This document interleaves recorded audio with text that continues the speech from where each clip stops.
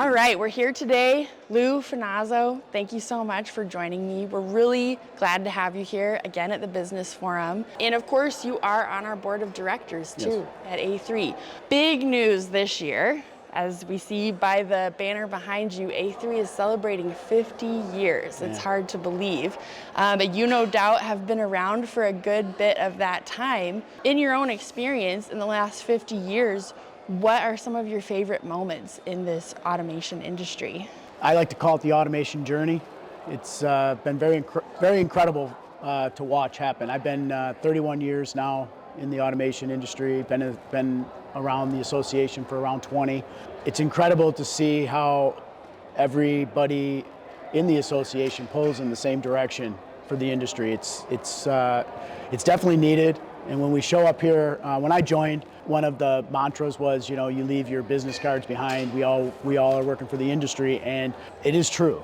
And when you're here and you're working and networking and talking and trying to move the industry forward in the common goals and challenges that we have, to see us attack those is incredible. There's a need. And the need is big, and it's getting bigger and bigger and bigger every year. There's a definite challenge with a labor gap and a skills gap, and of course our country needs to get more automation to be competitive throughout the world. So it's an exciting time. Some of the things that I remember most was, during the difficult times, slow economy times, automation always leads the recovery, and being part of that in many ways has been something that I'll always relish, and I will look back on my career fondly of those times that our community helped people throughout the world, throughout the country, throughout our own communities to be better, to be healthier, to have better things. And during difficult times, strong people and strong companies and strong associations rise to the occasion. And for instance, during the pandemic, to watch all of our members join in and do things to help us as a country get through that, whether it was packing water or building face masks or respirators, whatever that was, somebody in this group was part of that. And to me, that's some of the moments that I'll always remember over the 30 years that I've been working. That's awesome. Thanks for sharing that. I agree. I'm so passionate about working in this industry because I just see in my own life, things get automated equals I get more time, I have more resources to do the things that I really want to do. Yeah. And that's what we care about. Thinking though a little bit about what you said, it can be cyclical. I guess, like any industry or, even the economy. Over the 30 years, how have you dealt with those lows and brought them back to highs yourself in your own career? One of the feelings that I have and opinions that I have, and I try to share that with the people that I work with, is what we do is really almost recession-proof. In good times, there's a vast need for automation to keep up and to do extras and to maybe maximize. But in hard times, there's definitely a need for automation to pull through. So whether it's good or bad, those used to be really distinct in the past, and it's not really that much anymore. So we do see investment curves, and we do see things peaks and valleys wise, but there's a steady state of development that's happening in the community now. So the amount of energy that's going into product development and new products and new technologies, and it's happening steady, is unparalleled. I've never seen it like that before, and it's a very, very exciting time to be in automation for sure. I feel like I could just be new, and so I think it's exciting because I'm new to this world, but it does feel like automation is really in the zeitgeist right now. Everyone's talking about it, everyone's using automation. I mean, we all have been for decades now, but it's definitely getting more prevalent. Okay, let's talk about your sales strategy, because you are, of course, the VP of sales at FANUC. Given your success in achieving that sustained sales growth over the last years, could you share a key strategy maybe, or just how you think about that strategy overall? Yeah, so from my perspective, every sale that we do, I expect that we have to deal with that customer for life. And that customer journey, we're very important to their success and failure, and so they become almost like family.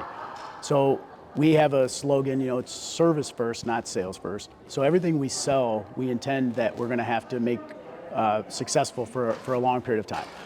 And when we go into that, our strategies become pretty easy to put together. We like to match up challenges that the customers are having with key technologies and products to solve their problems. And when we get to that level with a customer, it becomes very organic and easy to develop those key initiatives to be successful. So my number one strategy always is to listen to the customer, hear their challenges, understand where we fit, and then help them start this journey, because they're actually a little bit afraid. I have very mature customers and it's easy, they know exactly what to buy. And then I have very new customers and they're a little bit afraid. They are apprehensive. They don't know how they're going to recognize the benefits of automation and what we do. So the key is to listen to them, to understand what their real challenges are, and then to align with them. Products and technologies and capabilities, that's pretty easy.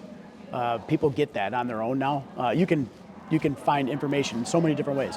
However, how to connect with a person to person, that strategy has not changed. From my standpoint, I'm a relationship person. I believe the only way you're successful is if both parties understand what the goals are and the objectives. So clearly defining those is very important. And when you deal in automation and technologies, many times customers don't know the limitations. They mostly know what they want to do, but they don't know exactly some limitations and the risk versus reward. Right. There's a lot of things you can do, but you also have to understand what comes along with that. And so helping the customers assess that is my key strategy. So at FANUC, we have a diverse product line. We have a lot of things we can offer to the customer. So from that standpoint, I can bring a lot to the table for the customer, but most of the time, what the customer really wants to understand is, have other people been successful? Yes. Am I at risk? What things do I have to protect myself from? And being able to do that is a key strategy for us. It's an incredible strategy, I think, for a lot of things. I mean, listening to people, setting good, clear goals. I couldn't say more myself. Okay, customer relationship management. I mean, you're just talking about this. Let's dive into that a little bit deeper. Over 200 plus accounts, is that true? Yeah. That's insane. Yeah. Congratulations. How do you ensure those relationships last? I mean, you kind of just talked about that a little bit. From my perspective and my standpoint is everybody starts somewhere. Everybody has a goal where they want to get to, and everybody's journey is a little bit different. And being comfortable with having those conversations with customers is really important. So we don't treat any customer exactly the same as another because they're different. It's like raising a family. Everybody's different in your family, and you have to give them special things at certain periods of time. And so we look at customers that way. The most important thing for me is when a customer has a problem, that's when you differentiate yourself. In good times, it's easy. But when there is a tough time, when something breaks or a customer experiences a bad moment, how do you rise to that occasion?